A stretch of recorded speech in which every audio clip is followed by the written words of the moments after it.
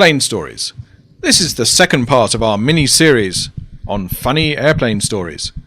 Find out what was wrong with a mysterious man travelling from Manchester Airport, why one man sued an American airline, and what happened to a Scotsman who thought he was on his way to Glasgow. Mr. Duck. Brian remembers a very unusual passenger on a flight from Cape Town to Johannesburg. I was in the airport when I suddenly noticed this guy dressed as a duck going quack quack. When we got on the plane, I was amused to see that the duck was sitting right next to me. Halfway through the flight, I plucked up the courage to ask the man, "So what's the story?" "Well, I was at a fancy dress party dressed in this duck suit," the man explained, "and I had a bet with my friends. Well, the upshot is that I get €200 if I fly to Joburg in the suit." Mr. Drunk. Jim had a very enjoyable flight. I was sitting on this plane headed to Bombay when this drunken guy came onto the plane. "Please, please, please don't sit next to me," I said to myself as I watched him stagger down the aisle. But, as luck would have it, he sat right next to me. He literally fell into his seat and fell asleep immediately. About 2 hours out of Heathrow, he suddenly woke up and ordered a vodka and orange.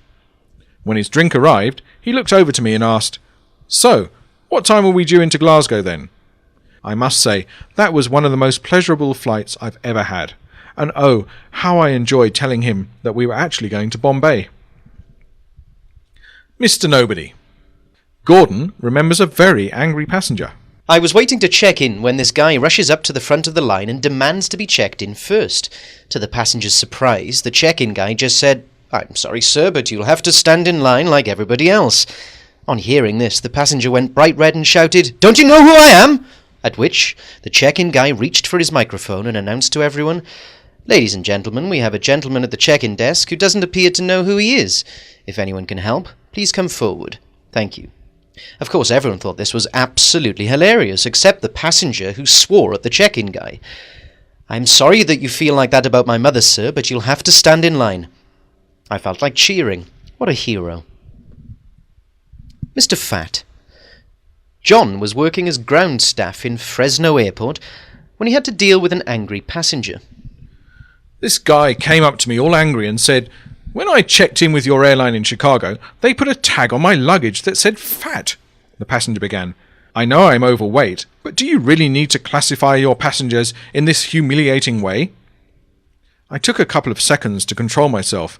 Then, desperately trying not to laugh, I informed the irate and rather plump passenger that the city code for Fresno is in fact FAT, fat, and that the airline was just putting a destination tag on his luggage. Mr. Deceased. Freddie remembers a very unusual passenger. I was working as ground staff in Manchester Airport when this family turned up. They were pushing an elderly man in a wheelchair. They told me that he was their grandfather and that he was feeling unwell and was very tired.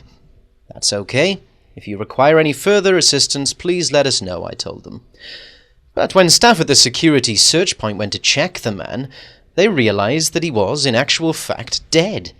It turned out that the family were trying to send their grandfather home for burial, but since the cost of sending the dead body in a coffin was so great, they had come up with the idea of sending him as a normal passenger as the ticket was cheaper. What a way to go. Mr. Injured. Frank Brown is currently in litigation with an American airline. I spent most of my 2-hour internal flight in great pain. I was headed for the West Coast, and my elbow was pinned to an armrest by an obese passenger who was sitting next to me. What made me really angry was the way that the cabin staff treated me. Minutes after I boarded, this flight attendant told me I had to move somewhere else, and I stupidly obeyed. My new seat was next to this obese man, who was occupying not only his own seat, but half of mine too. This was a huge human being, and he was pressing down on me with his full weight for the duration of the flight. When I got to San Francisco, my elbow was hurting and I was wet from the man's sweat. It was a really gross situation.